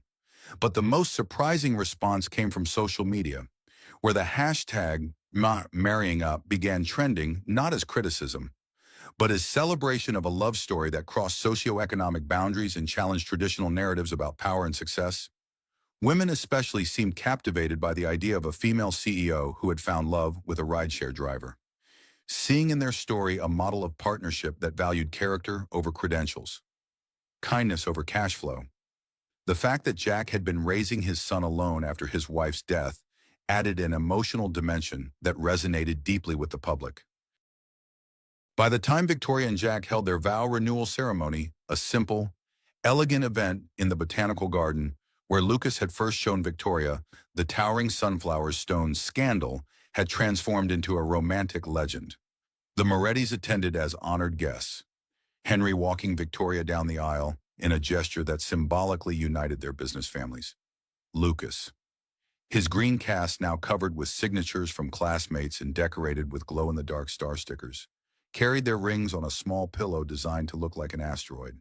When the minister asked if anyone objected to this union, Lucas solemnly raised his hand. "I just want to say," he announced to the assembled guests, "that Dad and Victoria might have gotten married because of business stuff at first, but they love each other for real now. I know because I've been observing them scientifically, and the data is conclusive." The laughter that rippled through the gathering held no mockery, only affection for the precocious boy who had so clearly found security in his reconstructed family. Victoria's eyes met Jack's over Lucas's head. Sharing a moment of perfect understanding, this was their truth, stated with 8-year-old directness but adult wisdom. "In that case," the minister smiled, "I think we can proceed." Their vows, written together over late-night cups of tea, acknowledge both their unusual beginning and their committed present. "I chose you first from necessity," Victoria said, her voice steady despite the emotion shining in her eyes. "But I choose you now, and will keep choosing you, from the deepest love I've ever known." Jack's response echoed her honesty. "Our beginning was unconventional, but our journey has taught me that love isn't always where or how you expect to find it. Sometimes it's in a business arrangement that becomes a partnership, a pretense that becomes truth, a chance encounter that becomes destiny." When they sealed their renewed commitment with a kiss, the applause that surrounded them felt like affirmation of a fundamental truth: families were created in countless ways, but sustained through choice, commitment, and the daily work of loving one another through all circumstances. The reception that followed was joyful but deliberately intimate. Victoria had insisted on a celebration that reflected their shared values, rather than corporate expectations: local food, sustainable decorations, and most importantly, a dance floor where Lucas could showcase his zero-gravity moves despite his cast. Henry Moretti found Victoria during a quiet moment, as she watched Jack twirling a laughing Lucas in careful circles. "You know," the older man said, swirling his champagne thoughtfully, "when we first insisted on the marriage clause, it was because we believed family stability reflected corporate stability." Victoria nodded, waiting for him to continue. "I've come to realize we had it backwards," Henry admitted. "It's not that marriage creates stability, it's that people who can build genuine partnerships in business or in life are inherently trustworthy. You and Jack have shown us that." "Thank you," Victoria said, genuinely touched by his insight. "That means a great deal, coming from you." "My daughter thinks we should remove the marriage requirement from all our future contracts," Henry added with a small smile. "She says it's archaic and potentially discriminatory. I find myself inclined to agree." "Progress comes in unexpected ways," Victoria observed, watching as Marie Moretti joined Jack and Lucas on the dance floor, demonstrating what appeared to be traditional Italian dance steps to a delighted Lucas. "Indeed it does." Henry raised his glass in a small toast. "To unconventional beginnings and authentic partnerships." As the evening wound down, Victoria found herself drawn to the garden's quiet edge, taking a moment to absorb the magnitude of the journey that had brought her here. 3 months ago, she had been a lonely CEO facing an impossible ultimatum. Now she was a wife, a mother, a leader whose strength came not from isolation, but from connection. Jack found her there, his quiet approach as familiar to her now as her own heartbeat.